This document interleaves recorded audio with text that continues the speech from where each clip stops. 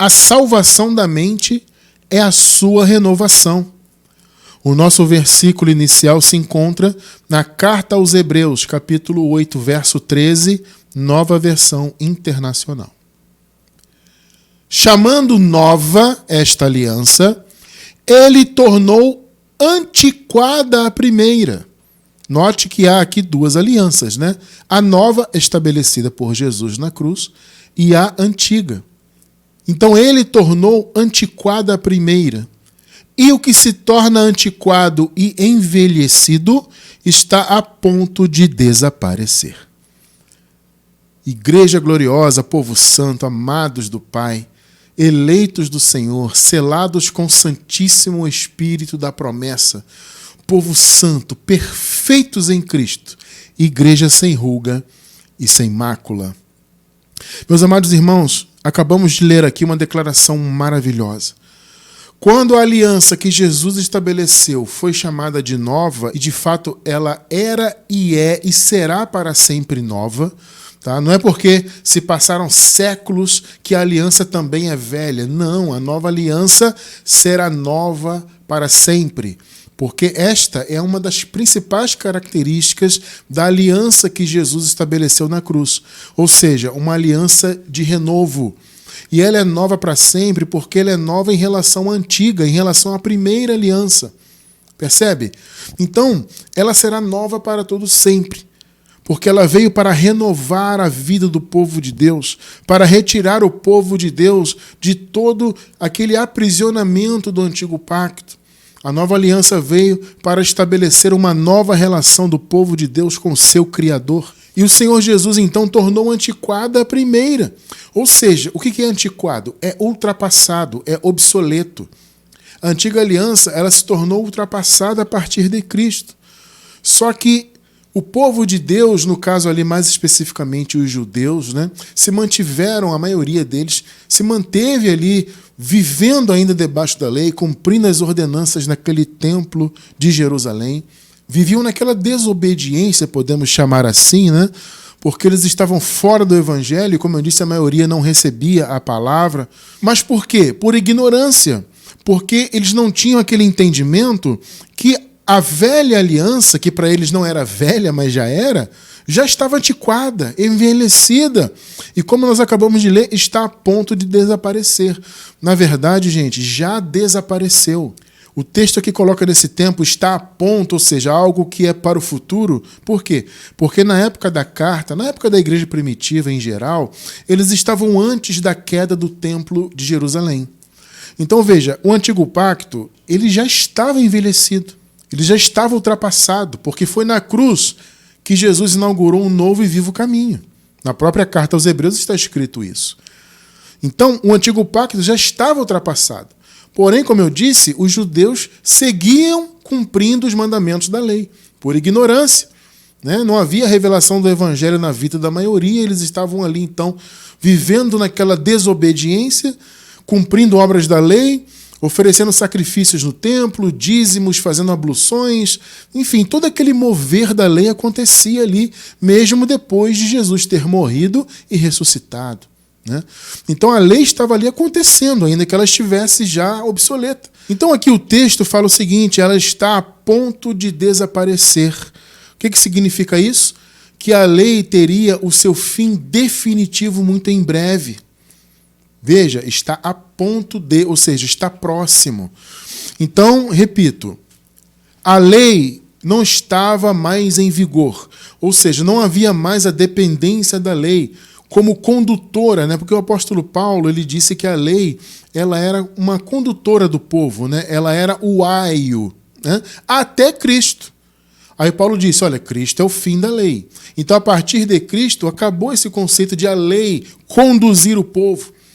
Então ela se tornou obsoleta, especialmente, claro, depois da cruz e da ressurreição do Senhor, onde o novo pacto foi estabelecido. Então a antiga foi tornada envelhecida e ela estava a ponto de desaparecer porque o templo de Jerusalém estava a ponto de ser destruído. Não faltava muito tempo para que aquilo acontecesse.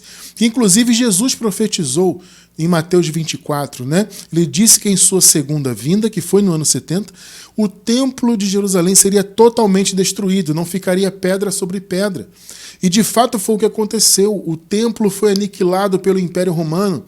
Vocês podem observar hoje, aquele muro das lamentações é o que restou, não do templo, é o que restou do muro que cercava o templo. O templo mesmo foi totalmente destruído, como Jesus havia profetizado, né? Então, por isso que fala que está a ponto de. Só que, na verdade, já desapareceu. Porque primeiro desapareceu na cruz, se tornou obsoleta, envelhecida, mas, como ela estava sendo cumprida ali pelos judeus no templo, faltava acontecer esse fato. Faltava a profecia de Jesus se cumprir. O templo viria abaixo.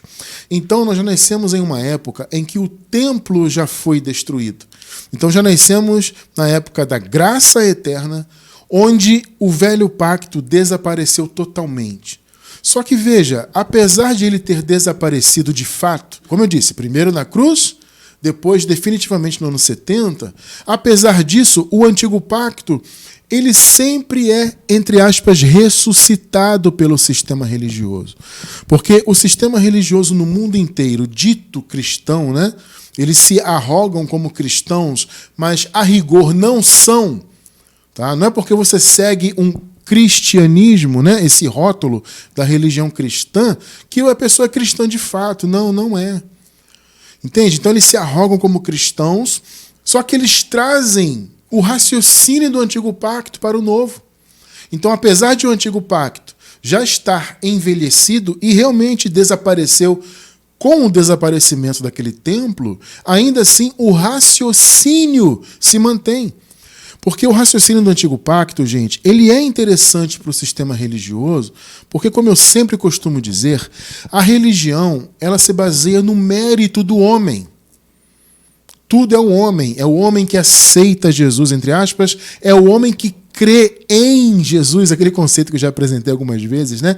É o homem que crê em Jesus usando a sua própria iniciativa. Ou seja, eu que decidi ter fé. O meu crer veio de mim. Então eu criei em Jesus, que é um conceito que não existe, né? Porque é a fé do Senhor Jesus. Então a fé que você exerce, a fé que você tem, na verdade é um dom de Deus, que é o dom de Cristo, né? Foi a fé que teve Abraão, a mesma fé que Jesus teve como descendente direto de Abraão, conforme o apóstolo Paulo apresenta esse conceito, né? Jesus foi descendente direto de Abraão. Então a fé que foi do Abraão veio a ser a fé do Senhor Jesus, que na verdade é a fé de Deus, obviamente, né? E essa fé foi implantada em nosso coração. Então a fé em Jesus, na verdade, é a fé do Senhor Jesus.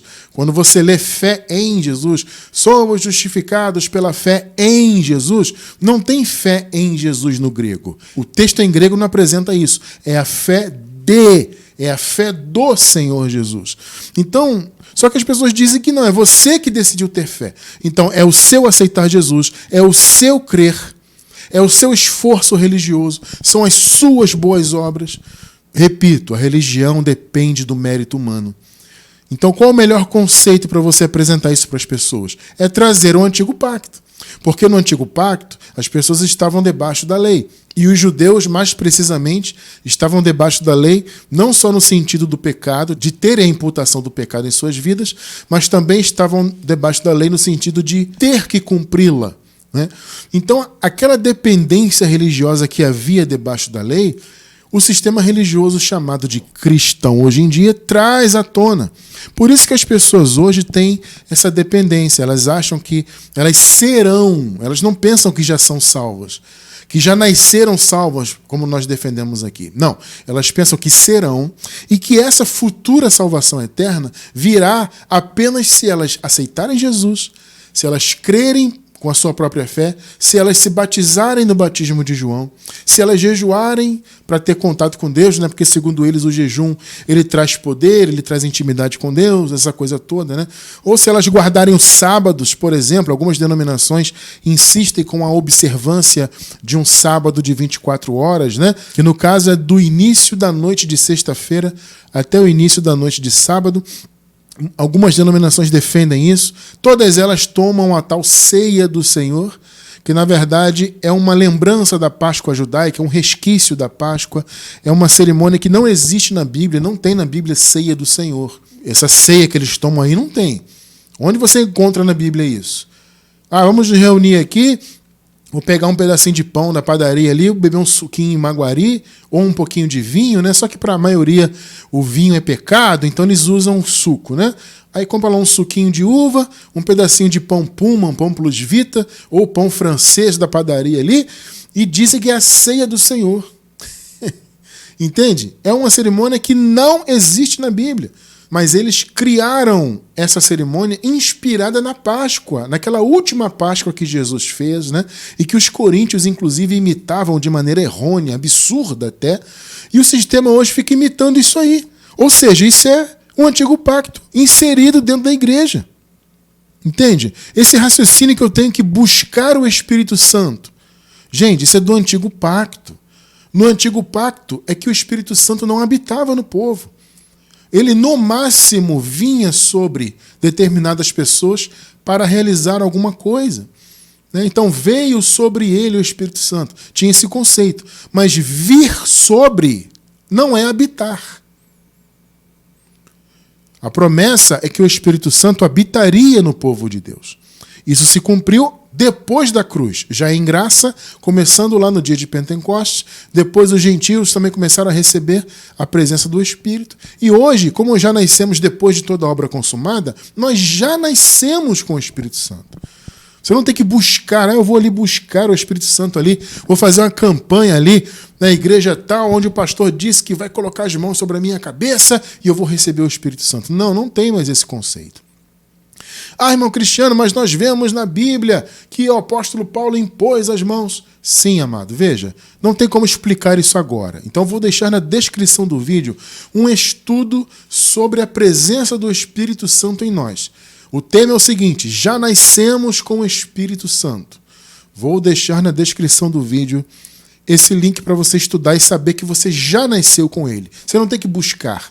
Então, antes da cruz, as pessoas buscavam a presença, desejavam a presença. Entende? Só que nós vivemos numa época que a promessa já foi cumprida. Então, quando algum líder religioso vem e diz que a pessoa tem que buscar o Espírito, esse é um pensamento do Antigo Pacto. Perceberam? É a visão do Antigo Pacto. Então, o Antigo Pacto ele está impregnado nas igrejas. Essa visão de ser pecador ainda. Recentemente nós estudamos sobre o pecado. Eu vou deixar também na descrição do vídeo a nossa playlist mais recente sobre o pecado. É uma trilogia que nós estudamos recentemente sobre o pecado, tá? Você que está assistindo pela gravação, você vai encontrar na descrição do vídeo no YouTube, tá, gente? Você vai encontrar na descrição do vídeo os links que eu estou recomendando, inclusive esse agora sobre o pecado. Porque você pensar que hoje, no tempo da graça eterna, você é pecador, isso é você pisar no sangue de Jesus. É você negar o que Jesus já fez. Então não existe esse negócio de ser pecador no tempo da graça eterna. Isso é um absurdo. Mas por que as pessoas pensam que são? No meio do sistema o pastor pergunta: quem aqui é pecador? Todo mundo levanta a mão. Aí depois ele pergunta: quem aqui é nova criatura? Aí todo mundo levanta a mão também. Não tem sentido.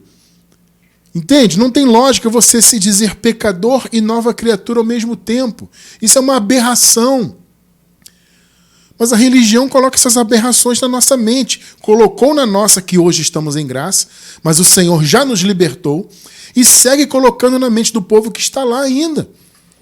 Sou pecador. Eu tenho que buscar o Espírito Santo. Eu tenho que tomar Santa Ceia para ter comunhão com Deus. Eu tenho que me batizar no batismo de João. Tenho que jejuar. Tenho que fazer campanha para ser abençoado. Tenho que guardar o sábado porque Deus mandou. As pessoas estão envolvidas nisso. Repito, são raciocínios do Antigo Pacto. É o Antigo Pacto, entre aspas, ressuscitado dentro da igreja do Senhor. Então, amados, o que o povo de Deus precisa? O povo de Deus precisa de renovação da mente, que é a salvação da mente. Muitos irmãos, principalmente que estão começando em graça agora, nos perguntam: irmão Cristiano, o que é a salvação da mente? A salvação da mente é a salvação eterna? Não, gente, vamos lá. Salvação da mente, do entendimento, é uma coisa. Salvação eterna, vida eterna é outra. A vida eterna já foi consumada, concedida para todos os eleitos de Deus, aqueles que Deus escolheu, elegeu e predestinou desde antes da fundação do mundo. A vida eterna já foi dada. Então, todos os escolhidos de Deus, independentemente de qualquer coisa. Ah, mas ele está na religião ali. Não importa onde ele esteja. Se ele foi eleito por Deus antes da fundação do mundo, ele já tem a vida eterna, já nasceu com ela. Porque tudo já foi consumado. Tudo já foi consumado, tudo já foi concedido. Agora, existe a salvação do entendimento. É essa manifestação da salvação que a maioria dos eleitos de Deus precisa vivenciar. Entende? Agora eu vou dizer uma coisa para vocês, meus amados. Nem todos os filhos de Deus vão vivenciar a salvação do entendimento. Vocês podem notar quantos e quantos séculos as pessoas estão debaixo do sistema religioso. Pensa aí. Quantos séculos? As pessoas estão no engano. Ou seja, será que todos esses que estiveram ao longo dos séculos passados, sem conhecerem a graça, todos então não eram salvos? É claro que não, gente. É evidente que há muitos e muitos eleitos de Deus que morreram nessa vida, né? Ou seja, que tiveram morte biológica, mas seguiram vivos no paraíso. Porém, aqui nessa vida terrena, não tiveram a oportunidade de conhecerem a graça, de terem a salvação da mente. Então não tiveram condições, por exemplo, de servirem a Deus em espírito e em verdade, consequentemente angariarem galardão. São pessoas que foram salvas, claro, pelo amor e pela misericórdia de Deus. Mas são pessoas que não conseguiram juntar tesouros no céu como galardão. São pessoas, repito, que não serviram a Deus adequadamente. Eles achavam que serviam a Deus por meio da religião. Por que elas não conseguiram alcançar esse patamar? Porque não tiveram renovação da mente. Não tiveram a salvação em suas mentes. Elas tiveram a salvação eterna. Porque foram eleitas para isso. E repito, a vida eterna é um dom gratuito de Deus. Nada é exigido para que se tenha vida eterna. É dom gratuito. Então Deus deu para todos os seus eleitos. Agora, a salvação no entendimento não, porque ela se processa aqui nessa vida. Entende? A salvação do entendimento vem pela pregação do evangelho nessa vida terrena. Por isso que nem todos a têm e, infelizmente, nem todos a terão. Entende? Muitos irmãos nos perguntam isso, irmão Cristiano, mas aquela pessoa da minha família, poxa, era uma pessoa tão boa, uma pessoa que tinha um coração, sabe, realmente que você via que era de Deus, uma pessoa de boa índole, só que ela estava na religião, então ela não era salva. Não, gente, não necessariamente. Veja, os eleitos de Deus, eles costumam ter essas características, né? São pessoas boas, pessoas de boa índole, pessoas que têm um caráter abençoadíssimo, né? Que tem bons pensamentos, enfim, uma pessoa que é útil para a sociedade, que faz o bem. Ela pode ser da religião que for, mas ela tem essas boas características. Isso é um grande sinal de que aquela pessoa era, ou é, no caso, uma eleita de Deus. Entende? Você percebe os eleitos de Deus por essas características, dentre outras, tá? Olha, eu vou deixar na descrição do vídeo também um estudo a respeito das características dos eleitos de Deus. Né? Muitas pessoas perguntam, irmão, como é que eu vou saber se eu sou um eleito de Deus?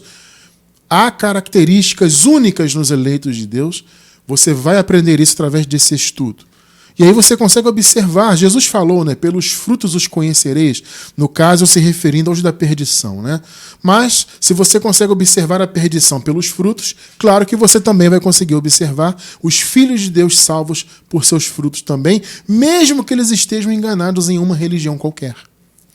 Então, amados, infelizmente, nem todos terão oportunidade. Por isso, inclusive, que eu penso que há uma urgência, sim, em se pregar a palavra ao máximo possível de irmãos, para que outros irmãos nossos possam ter a oportunidade que nós tivemos de servirem a Deus em espírito e em verdade, viverem debaixo da graça, com seus raciocínios adequados à palavra, entende? Angariando os seus galardões, as suas riquezas nos céus. Isso é importante para as pessoas.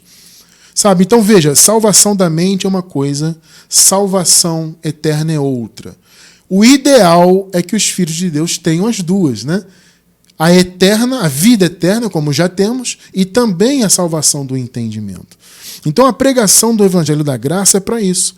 É para trazer o renovo, a renovação e, consequentemente, salvar os entendimentos dos filhos de Deus de todo tipo de fortaleza, de véu, né? Como essa figura que Paulo usa do véu da lei de Moisés que atrapalha a visão. Paulo usa também essa figura das fortalezas, né? Que são raciocínios, construções mentais humanas, né? De filosofias, de religião, disso e daquilo.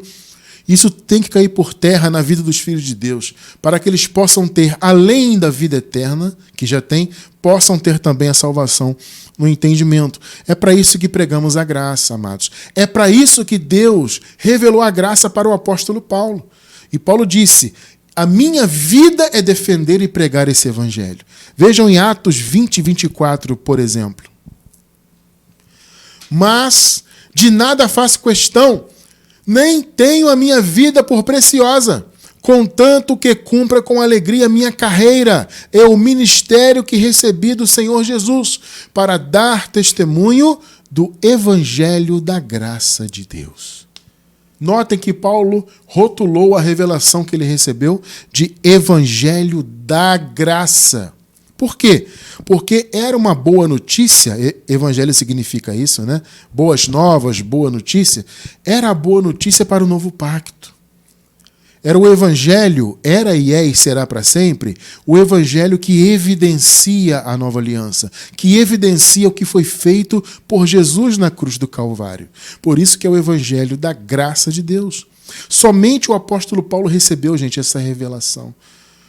Recentemente nós colocamos um vídeo aqui no YouTube a respeito de Paulo e de Tiago. A visão dos dois, né? A respeito de salvação, de justificação. É um vídeo muito interessante. Aliás, é o vídeo anterior a esse que você está vendo agora. Está em nosso canal no YouTube. Paulo ou Tiago?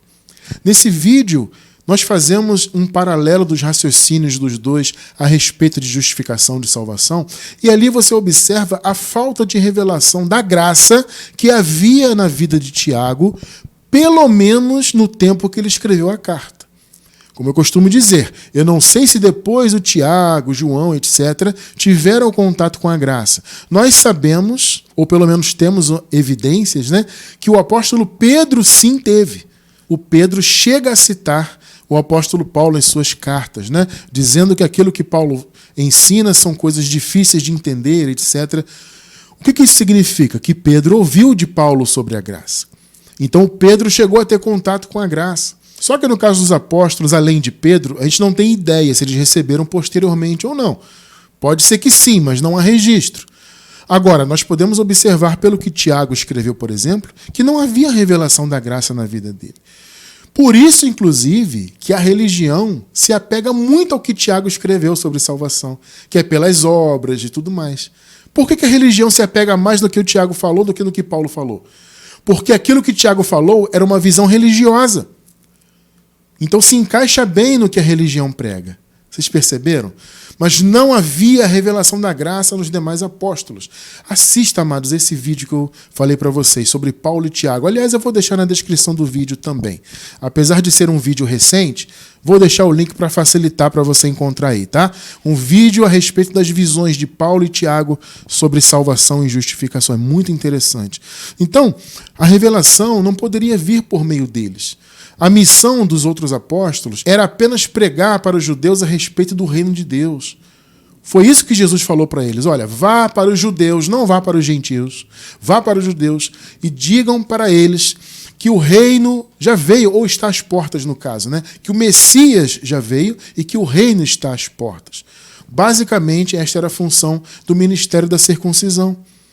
Só que para o apóstolo Paulo, o Senhor Jesus deu uma revelação a mais, e muito a mais, né?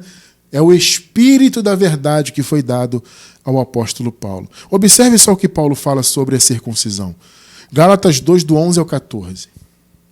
Quando, porém, Pedro veio a Antioquia, enfrentei-o face a face por sua atitude condenável. Olha só, gente. Atitude condenável de Pedro. 12. Pois, observem bem esses detalhes aqui. Antes de chegarem alguns da parte de Tiago, olha só, ele, Pedro, comia com os gentios. Está vendo? Ou seja, Pedro tinha uma vida ali sem a lei, comendo com os gentios, porque para um judeu isso não era possível, né? A lei não permitia isso. Mas Pedro estava ali vivendo como gentios, comendo com eles e tal. Quando o pessoal de Tiago chegou, ou seja, o pessoal de Tiago era religioso. Vocês estão entendendo que o pensamento de Tiago era religioso sobre salvação? Porque alguns da parte de Tiago, ou seja, pessoas religiosas. Quando, porém, eles chegaram, o Pedro afastou-se e separou-se dos gentios, temendo os que eram da circuncisão. Você consegue imaginar essa cena? O Pedro está ali com os gentios, comendo, maravilha, conversando, beleza, estou na graça. Daqui a pouco chega o pessoal de Tiago, os da circuncisão. O pessoal de Tiago eram os ferrenhos legalistas. Perceberam, amados? 13. Os demais judeus também se uniram a ele nessa hipocrisia. Olha só o que Paulo fala. Pedro na maior hipocrisia, né? Os demais judeus também se uniram a ele nessa hipocrisia, de modo que até Barnabé se deixou levar. Até o Barnabé, amados, que tinha um ministério ali junto com o apóstolo Paulo, se deixou levar pela hipocrisia de Pedro. Não só Pedro, os demais judeus, né, que estavam ali comendo com os gentios. Quando o pessoal da religião chegou, o pessoal de Tiago, todo mundo ficou amedrontado. Ih, gente, o povo de Tiago chegou aí, ó. Vamos nos afastar dos gentios, senão eles vão, sabe, esse pensamento? Senão eles vão nos julgar, vão nos acusar, vão dizer que estamos descumprindo a lei, então vamos nos afastar. Hipocrisia pura, né? 14.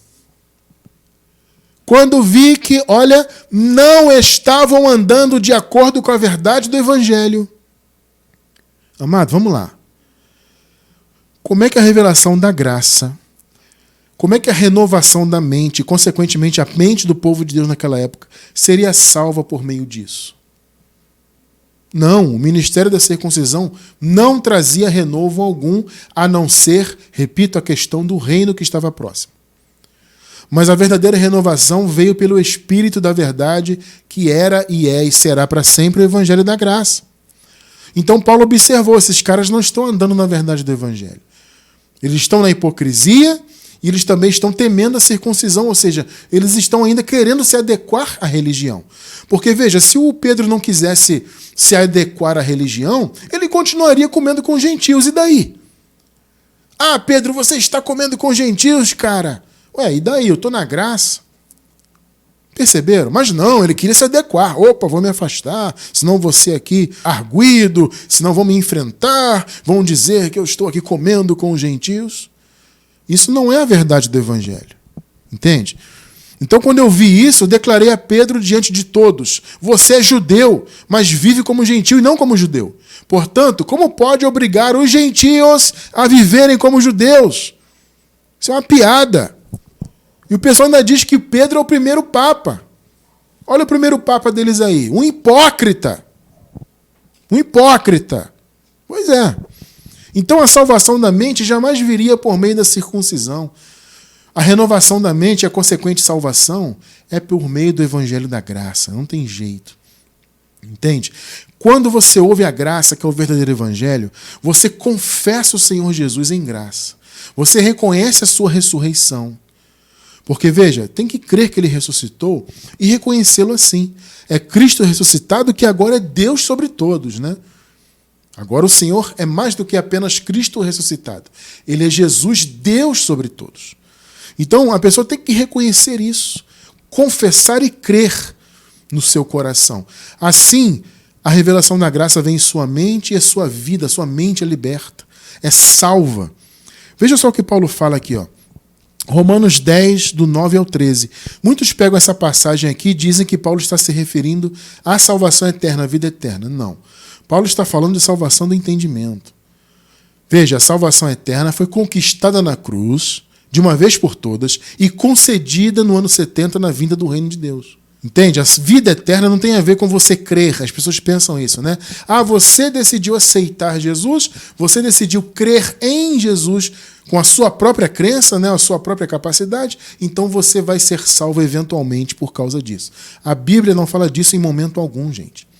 O crer é uma consequência, porque você tem que ser antes eleito de Deus. Como Jesus falou, vós não credes porque não sois das minhas ovelhas. Em outras palavras, para crer tem que ser eleito de Deus necessariamente antes de crer. Logo, o crer não é a causa, ele é a consequência. Entende? Então, quando a pessoa confessa o Senhor, recebe revelação da graça, ela crê em Jesus ressuscitado, significa o quê? Que antes disso ela já era uma eleita de Deus. Entende? Então, esse crer é uma consequência que leva a pessoa, então, a ter a salvação de sua mente, além da salvação eterna que ela já tem pela graça. Vamos lá, 9. Se você confessar com a sua boca que Jesus é o Senhor e crer em seu coração que Deus o ressuscitou dentre os mortos, será salvo. Aí as pessoas dizem que isso aqui é aceitar Jesus. Não, não é aceitar Jesus. Eu vou deixar na descrição do vídeo um estudo a respeito disso, de aceitar Jesus, dessa questão aqui, dessa passagem, né? Que muitos relacionam isso com você crer para ser salvo eternamente. Para você entender melhor isso, vou deixar na descrição do vídeo um estudo sobre isso, tá? Então, quando fala será salvo, não é vida eterna. É ter o seu entendimento salvo. Então, você crê em Jesus e você confessa que ele ressuscitou. Ou seja, você o enxerga como Jesus ressuscitado e, repito, em nossa geração, Deus sobre todos. 10 e 11. Pois com o coração se crê para a justiça. Irmão Cristiano, como assim para a justiça? Vamos lá, amados. Quando não se crê no verdadeiro evangelho, como é o caso dos religiosos, eles buscam estabelecer a sua própria justiça. O Paulo fala isso aqui no contexto aqui do capítulo 10. O Paulo fala que os israelitas, por não conhecerem a justiça de Deus, que é pela graça, foi pela graça, né? Eles buscavam estabelecer a sua própria. Vamos lá. Não é isso que acontece hoje no meio do sistema religioso? As pessoas ficam tentando estabelecer a sua própria justiça, com sacrifícios, jejuns, campanhas, etc, etc. Por que elas ficam tentando estabelecer a sua justiça? Porque elas não reconhecem a de Deus. Então, crer para a justiça é isso. Quando você crê no verdadeiro evangelho, você entende a justiça de Deus, então você se submete a ela. Você deixa de tentar exercer uma justiça própria para tentar ser salvo por obras e passa a crer e vivenciar e descansar na justiça que já foi estabelecida por Deus. Então, crer para a justiça é isso. É você crer e se submeter, consequentemente, à verdadeira justiça de Deus. E com a boca se confessa para a salvação. Salvação do entendimento, tá? Como diz a Escritura, todo que nele confia jamais será envergonhado. 12, 13. Não há diferença entre judeus e gentios, pois o mesmo Senhor é Senhor de todos e abençoa ricamente todos os que o invocam, porque todo aquele que invocar o nome do Senhor será salvo. Aí eles pensam que invocar é livre-arbítrio e ser salvo é vida eterna. Não, não é. Invocar o nome do Senhor não é livre-arbítrio, porque não é a pessoa que decide invocar o nome do Senhor. Não, é Deus que abre o entendimento dela. Então só invoca o nome do Senhor aquele que tem de Deus a capacidade para isso. Então esquece, não tem livre-arbítrio nisso, é uma bobagem. Ah, aquele que invocar, quer dizer, aquele que foi na igreja e aceitou Jesus. Onde tem isso na Bíblia? Não tem isso aí. Sequer existe aceitar Jesus na Bíblia. Então invocar o Senhor é quem tem a capacidade prévia por ser eleito ou eleita. Aí, consequentemente, vai ouvir, vai crer, vai confessar, etc. E a sua mente será salva. Quer ver como é que é a mente? Vamos no contexto, Romanos 10, 1 e 2. Nós lemos aqui até o 13, um trecho, né? Vamos ler os 2 primeiros versículos do capítulo, olha só. Irmãos, o desejo do meu coração e a minha oração a Deus pelos israelitas é que eles sejam salvos. Por quê? Porque os israelitas eram religiosos. Quem era eleito já estava salvo, gente, quanto à vida eterna. Perceberam? Porque na cruz o Senhor Jesus estabeleceu a graça e trouxe a salvação. Ele manifestou a salvação para todos que seria dada no ano 70. Então na cruz foi a propiciação disso. Então, a rigor, ainda que fosse em esperança, todos os eleitos ali depois da cruz já estavam salvos. É aquele conceito, né? Como a salvação ainda iria se manifestar, no caso no ano 70, então, como Paulo disse, eles ali eram salvos em esperança, mas já eram, ou pelo menos já tinham a provisão. Então, esse ser salvo aqui que Paulo fala em relação aos israelitas não é salvação eterna, é no conhecimento. Porque, veja, pois posso testemunhar que eles têm zelo por Deus. Olha só, eles são zelosos por Deus, mas o seu zelo não se baseia no conhecimento. Ou seja, ser salvo é ser salvo aqui, na mente, no conhecimento. É você deixar de estabelecer a sua própria justiça pela religião e viver através da justiça que Deus estabeleceu. Então, quem é religioso, com o pensamento do antigo pacto, vive ainda tentando estabelecer a sua justiça com obras religiosas, sacrifícios, cerimônias, etc. Tá? Agora, quem está submetido à graça, quem teve salvação da mente, quem teve renovo, esse não. Esse se submete à justiça de Deus, que é o nosso caso, de nós que já estamos em graça. Louvado seja Deus por isso, né? Então, o Paulo estava falando de salvação do entendimento. Eles têm zelo por Deus, são zelosos de Deus, mas eles não têm conhecimento. Então eles têm que ouvir, crer, confessar Jesus ressuscitado, ou seja, se submeterem à graça, para que eles também se submetam à justiça de Deus, para que eles vivam debaixo da graça, ou seja, para que eles sejam salvos na mente. Então, amados, renovação da mente é salvação. Salvação é renovação da mente. Entende? Isso é fora da salvação eterna, vida eterna. Repito, vida eterna é outra coisa, já foi dada, concedida, consumada, todos os filhos, independentemente de religião, do que quer que seja, se a pessoa é eleita de Deus, ela já tem a vida eterna, ponto. Agora, outra coisa é a salvação no entendimento.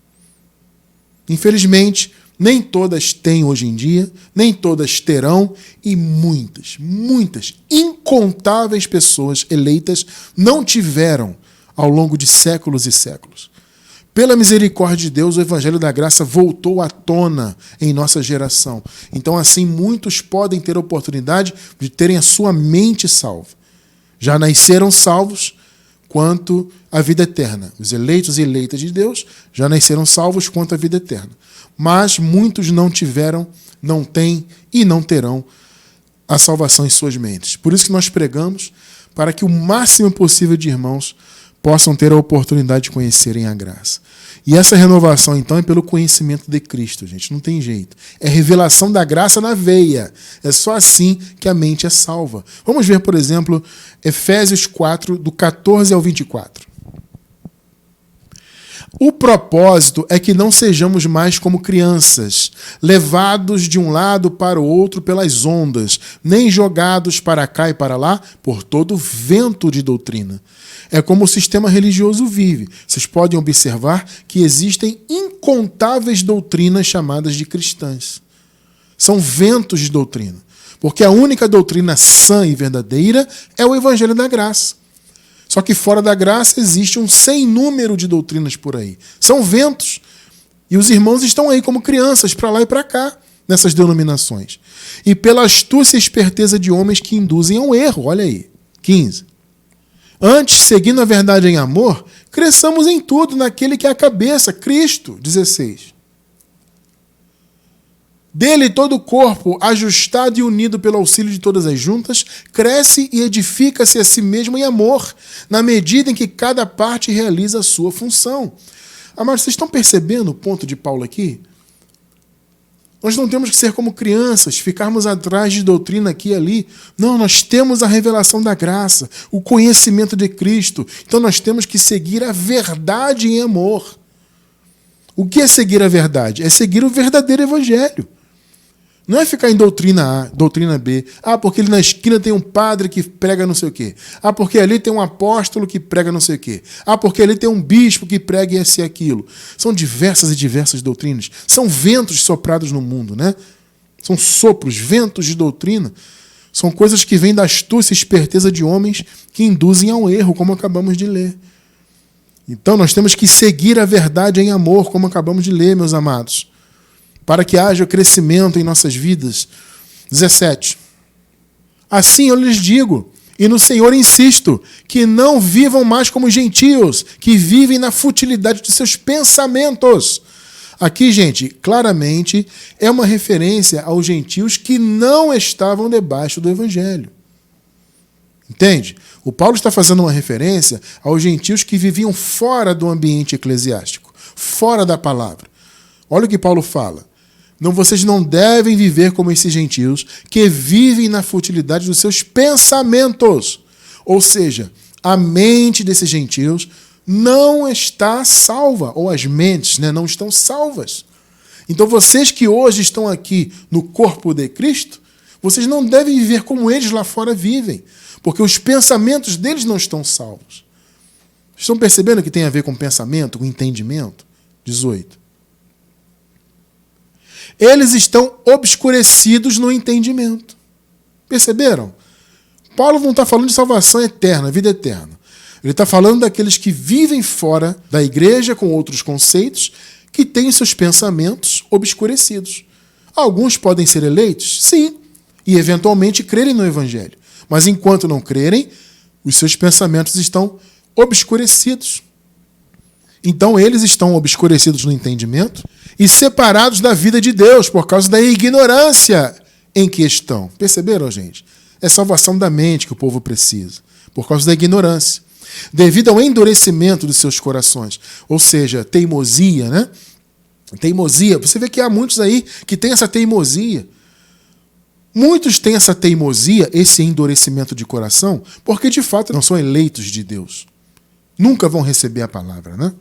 Agora, há aqueles que têm esse endurecimento porque têm um véu muito espesso em seus olhos, estão muito apegados à religião, até são eleitos de Deus, mas as suas mentes estão tão obscurecidas que há fortalezas em suas mentes. Por isso que Paulo usa essa expressão, né? As fortalezas, porque são construções mentais muito poderosas.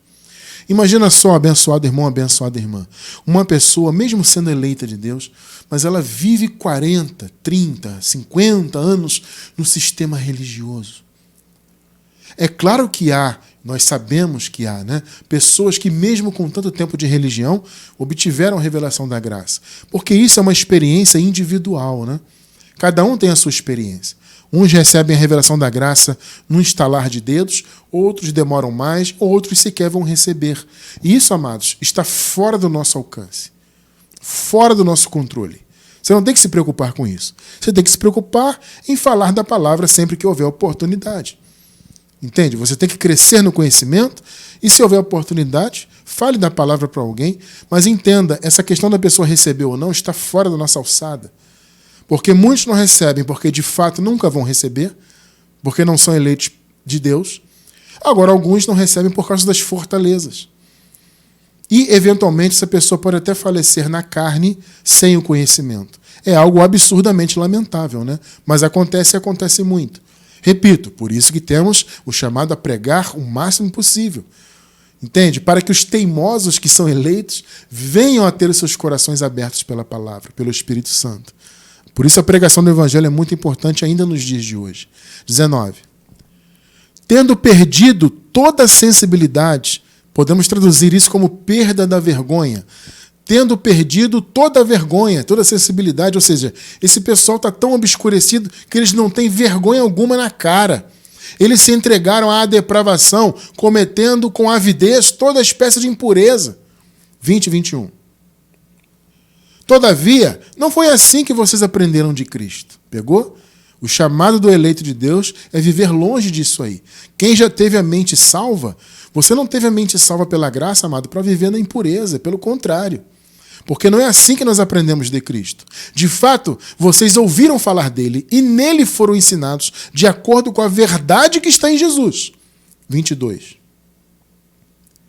Quanto à antiga maneira de viver, ou seja, sendo guiados pela carne, né, vocês foram ensinados a despir-se do velho homem. Então, antes vocês viviam sendo guiados pela carne, porque vocês estavam na ignorância. Mas agora não. Vocês foram ensinados a se despirem do velho homem, que se corrompe por desejos enganosos. 23 e 24. A serem renovados, olha só, no modo de pensar. Perceberam, gente? A renovação da mente vem pelo conhecimento de Cristo, que nos liberta não só das falsas doutrinas, como vimos no início, mas nos liberta também das práticas do velho homem. Então, o conhecimento de Cristo, ele traz esses dois efeitos. Primeiro, ele nos liberta das doutrinas, dos ventos de doutrinas, como lemos aqui no início, Os ventos de doutrina estão por aí. E a revelação da graça, a salvação da mente, a renovação dela, traz esse efeito de nos livrar dos ventos de doutrina, do sistema religioso, do ateísmo, das filosofias e tudo mais, e também renova a nossa mente quanto às práticas do velho homem. Então, a serem renovados no modo de pensar, ou seja, a mente de vocês, pelo conhecimento de Cristo, ela foi salva, ela foi renovada, e a revestir-se do novo homem, criado para ser semelhante a Deus em justiça e em santidade provenientes da verdade. Que palavra linda, né? Perceberam? É a renovação da mente, gente. Salvação da mente é isso. Não é salvação eterna. Salvação da mente é a sua mente renovada pelo Evangelho. Nós pregamos para que o máximo possível de eleitos possam ter essa oportunidade. Nem todos terão, mas, como eu disse, o máximo possível. A nossa luta é que essa mensagem chegue ao máximo possível de pessoas, para que haja renovação da mente, salvação, né, da mente, que são sinônimos, né? Mente renovada, mente salva, são sinônimos. De modo que essas pessoas possam oferecer a Deus o verdadeiro culto em espírito e em verdade, para que elas possam obterem seus galardões, fazerem boas obras, oferecerem culto racional a Deus. Isso é só com a mente renovada. Romanos 12, 1 e 2. Portanto, irmãos, rogo-lhes pelas misericórdias de Deus que se ofereçam em sacrifício vivo, santo e agradável a Deus. Este é o culto racional de vocês. Pegou, amados? 2. Não se amoldem ao padrão deste mundo. E isso, amado, tem a ver com obras negativas da carne, mas também tem a ver com religião, tá? Porque religião também é mundo. Religião é sistema mundano. Então você se amoldar ao padrão do mundo tem a ver com obras mais da carne? Claro que sim. Ao modo de viver do sistema carnal do homem? Claro, mas também tem a ver com religião. Porque ser religioso também é estar amoldado ao mundo, tá? Não se amoldem ao padrão deste mundo, mas transformem-se, olha só, pela renovação da sua mente. Perceberam, né? Quem tem a mente salva, tem a mente renovada. Ou seja, o renovo da mente traz a salvação da mente. E assim a pessoa pode então oferecer o culto racional a Deus. Um culto realmente verdadeiro. Um culto que não tem a ver com religião, que não tem a ver com cerimonialismos, mandamentos de homens, etc, etc. Para que sejam capazes de experimentar e comprovar a boa, agradável e perfeita vontade de Deus. É só pela renovação da mente, amados, não tem jeito. O renovo no entendimento também é conhecido na palavra como arrependimento, porque arrependimento é mudança de mente. Entende? No grego significa isso, né? Mudança de mente. É a metanoia no grego. 2 Timóteo 2, 24 e 25.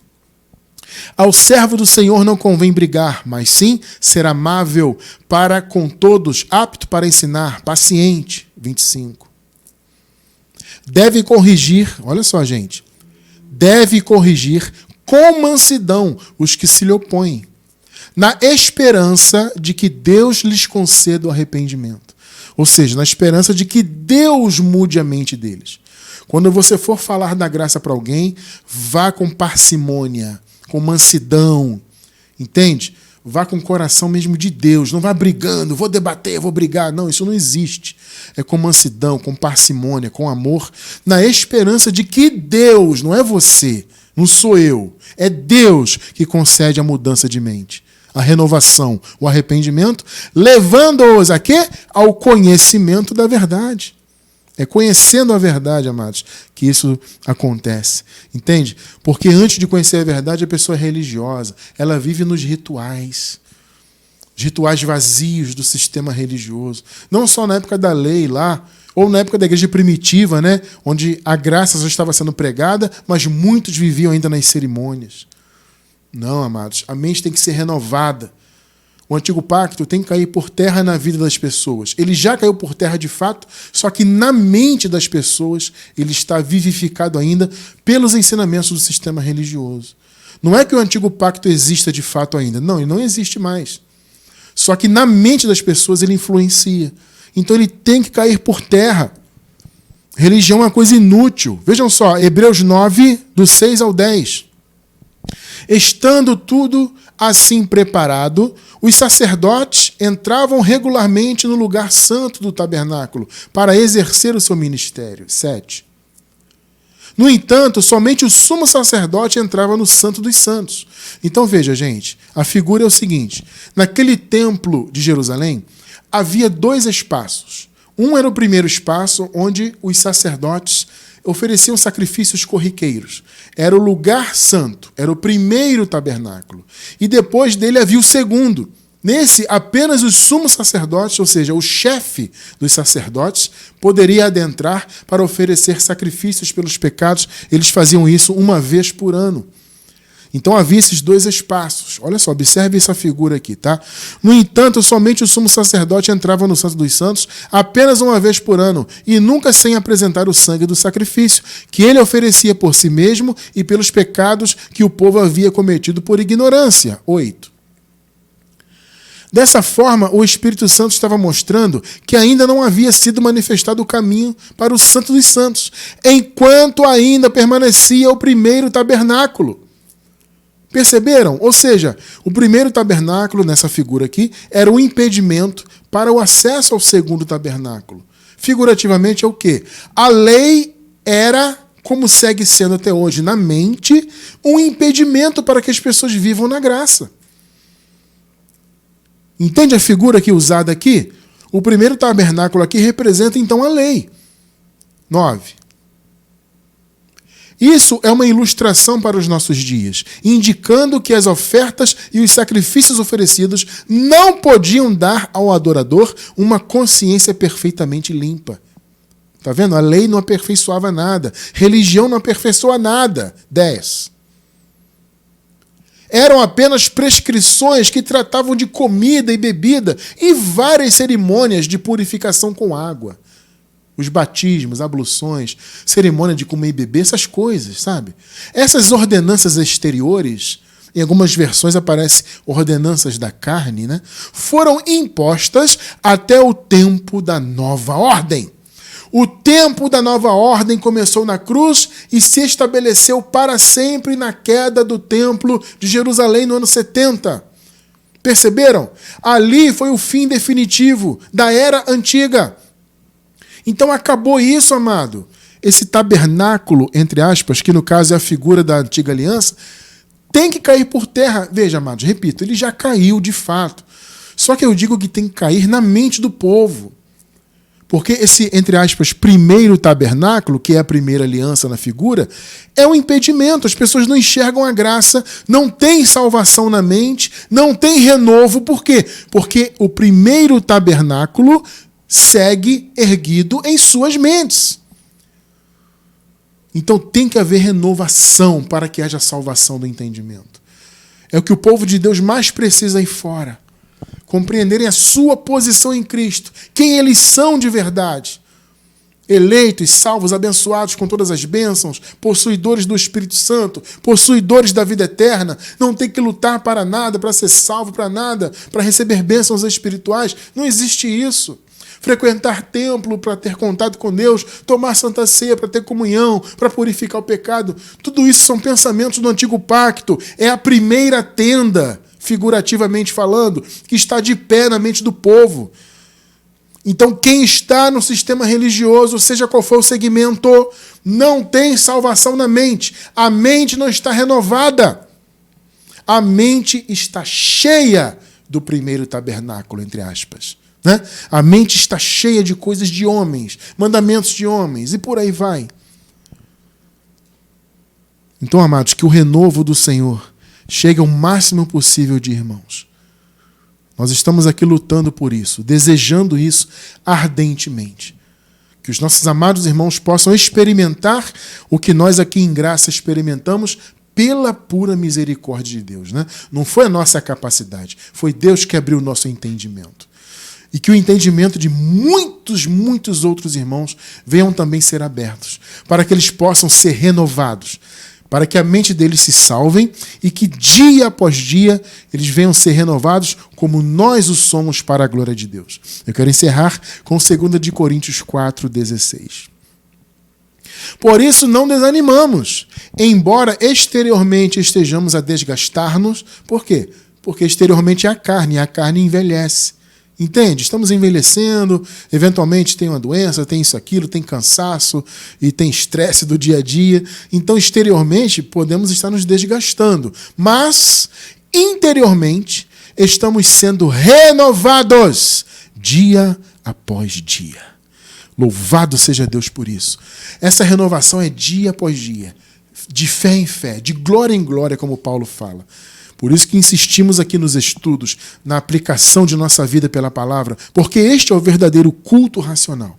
É o nosso raciocínio, a nossa mente sendo trabalhada pela palavra e se renovando dia após dia. Que essa realidade alcance os nossos demais irmãos, né? Que eles possam também ter o renovo e a salvação de suas mentes para a honra e glória do Senhor Jesus.